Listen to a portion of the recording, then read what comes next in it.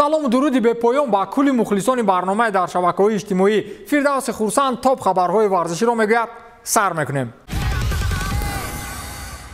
зуртарин одамони бокс рӯзи 23 апрел бархурд доранд ва ин рақобат ҳамчун разми таърихӣ унвон дода мешавад. гап сари легендаҳои бокси муосир Тайсон Фюри ва Дилиан Уайт меравад. ин рақобат қаблан дар расонаҳои иттилоотӣ чунон сару садоҳои зиёдеро ба бор оварда буд ки тибқи маълумотҳо чиптаҳои он барвақт ба фурӯш рафтаанд. дирӯз нишасти матбуотии рақобати мазкур ва ҳамчунин маросими рӯбарӯшавӣ ё ба истилоҳ фейс ту фейси ин боксчиҳои машҳур баргузор шуд, вале бо сабабҳои то ҳол номаълум рақиби Фюри Дилиан Уайт дар ин маросим иштирок надошт. шоҳи лӯлиҳо бо оне ки аз ҳарифаш дарак набуд, ҳамоно пеши журналистон рост истод ва ба суолҳои онҳо ҷавоб гуфт. ба фикри шумо маросими рӯбарӯшавӣ ва ё дуэли ба чашмнигоҳкунии онҳо чӣ гуна баргузор гардид? ман ба эҳтироми Тайсон Фюри даст бардоштам. ӯ аз ҷой бархост ва назди худ Дилиан Уайтро тасаввур карду. худ ба худ чанд лаҳзае аз ҷои холӣ чашм наканд ва сӯи минбари журналистон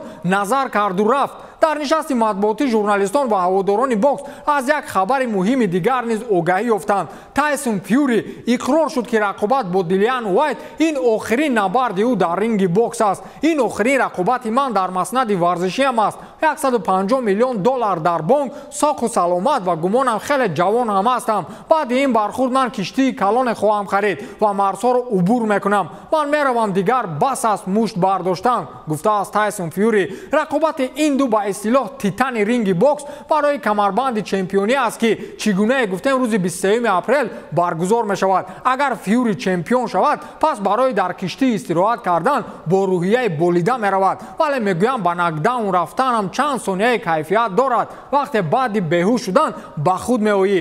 инро ҳамонҳое мефаҳманд ки ба нокдаун рафтанд. Мбаппе ба Реал намеравад агар ақл дошта бошад.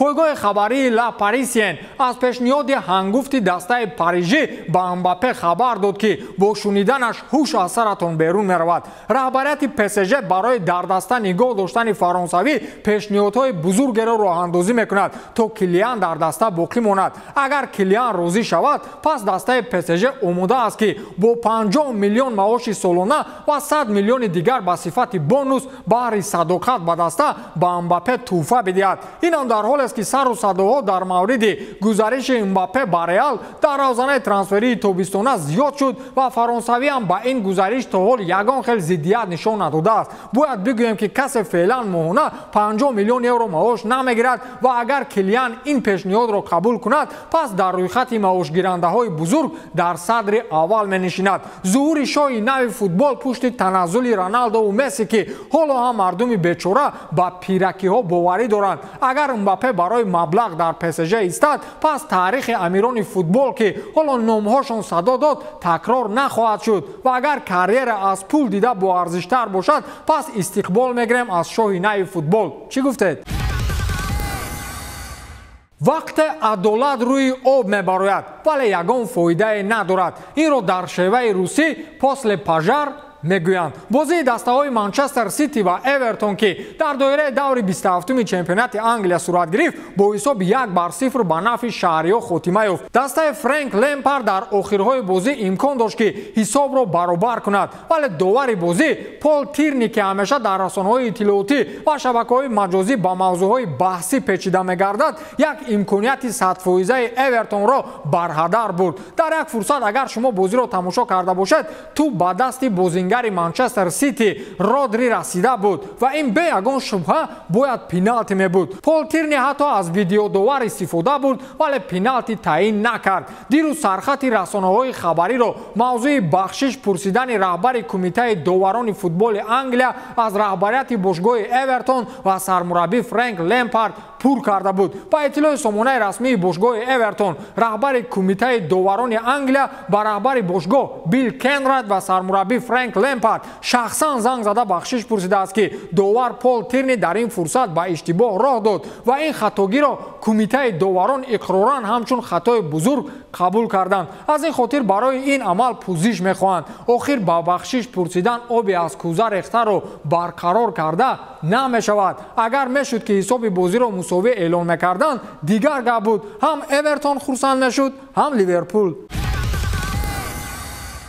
криштиану роналду бо эҳтимоли зиёд ҳоли ҳозир пурра барои карьера ва дастовардҳои инфиродиаш кор намекунад. ӯ танҳо як фурсатро интизор аст. дирӯз боз дар саҳифаи ӯ мавзӯи сину сол ва натиҷаҳои охираш миёни мухлисон муҳокима карда шуд. роналду дар ин муҳокима мавзӯи аҷиберо боз кард ки ҳамагонро ба ҳайрат гузошт. вақте мухлисон мегуфтанд ки ӯ дигар наметавонад мисли қабл бозӣ кунад, сину солаш рафтааст, мо дигар роналдуро интизор будем. хулас ба ҳамин маънӣ суханҳои зиёде хонда мешуд. вале дар ҷавоб ба ҳамаи ин криштиану танҳо як ҷумла навишт: писари ман ҳар рӯз ба ман мегӯяд ки падарҷон, чанд сола ки дигар тоқат кун якҷоя бозӣ кунем. ӯ писарашро интизор аст. роналду рӯзҳои охир ба як футболбози оддии бенатиҷа табдил ёфтааст ки аз ҷониби ҷомеаи футболӣ зери тозиёнаи танқидҳои бешумор қарор гирифтааст. ба фикри шумо агар роналдуи хурдӣ рӯи майдонҳои калон барояд муваффақ мешавад ба шарте носу сигор накашад. ҷангҳои таърихӣ дар замони навин ба такрор шурӯъ мекунанд. дейна уайт, раҳбари ташкилоти размии UFC, рақиби эҳтимолии конор макгрегорро дар бархурди навбатӣ ишора кард ва агар ин рақобат баргузор шавад, сеюмин бархурди конор макгрегор ва не диас хоҳад буд. шумо хуб медонед ки дар рақобати аввали онҳо диас конорро маҷбур кард ки таслим шавад, вале дар рақобати ҷавобӣ ё худ реванш конор диасро тамоман бидуни шонс монда буд ва ҳатто фавран шикаст дод. бозии онҳо ҳоло ҳисобӣ нашудааст. як бор инаш ғолиб омадааст, бори дигар ба қавле ваяш. акнун фурсат ҳаст ки аз миёни онҳо зӯро муайян намоем. дейна дар дирӯза нишасти матбуотиаш гуфт ки мо болои ин рақобат кор дорем. ӯ ҳоло розигии худро надодааст. маълум нест ки уайт киро дар назар дошт. ман аз баргузории рақобати онҳо то охирин нафас даст намекашам ва охирин чиз ҳамин ки то ин рақобат баргузор нашавад ман ором нахоҳам шуд, ваъда додааст дейна уайт. инро агар мухлисони UFC ҳамчун рақобати ҷиддӣ қабул кунанд, ман ҳамчун як шоуи монанд ба намоиши сиркӣ қабул мекунам. UFC баъди ҳабиб роҳи пулкоркунии бузургтареро меҷӯяд. ба ҳамин тамом, то дидор, хайр.